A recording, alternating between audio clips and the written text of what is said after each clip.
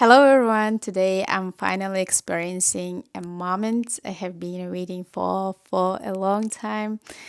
I have wanted to buy the Dyson Airwrap for ages.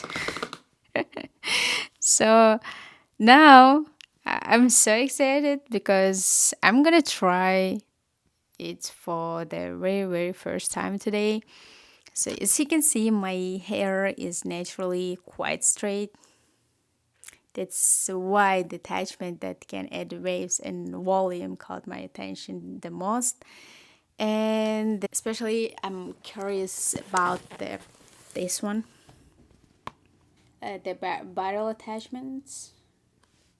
Yeah, and the volumizing,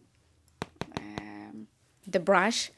Those two are the ones I have been dying to try.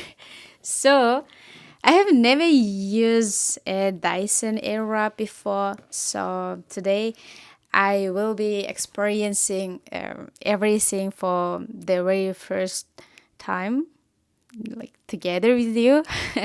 And there is a six attachment inside in the box, and I'm really looking forward to seeing that each one does.